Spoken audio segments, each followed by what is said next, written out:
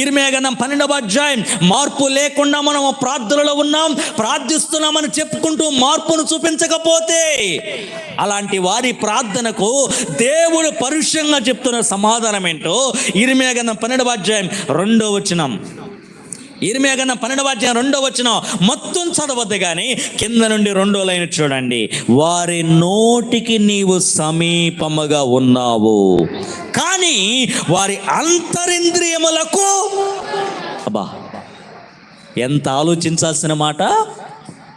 ఈ రోజున ఆ బ్రదర్ ఎప్పుడు చూసినా మోకాళ్ళ మీద ఉన్నాడు, కానీ బయటకు వస్తే బూతులే మాట్లాడుతున్నాడు.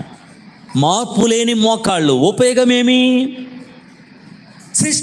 ఆ సిస్టర్ ఎప్పుడు చూసినా ప్రార్థన, స్తుతి, యాగాలు, ఉపవాసం, కానీ మాదిరి లేని ప్రార్థన ఉపయోగమేమి?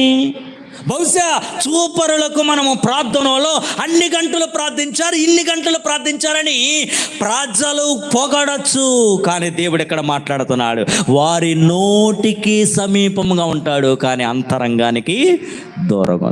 ఏం ఉపయోగం? దేవుడు కోరుకునేది పెదవుల ప్రార్థన, పెదవుల పలుకే పదాలు కాదు కదా, అంతరంగాన్ని కాదు దేవుడు కోరుకునేది.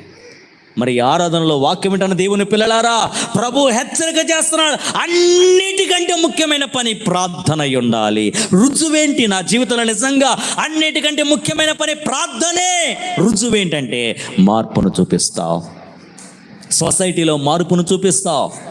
క్రొత్త నిబంధనలో ఎగ్జాంపుల్గా పౌలును చూచామో మార్పును చూపిస్తున్నాడు, అలాగే పాత నిబంధనలో ఎగ్జాంపుల్గా యాకోబుని జ్ఞాపకం చేస్తున్నా.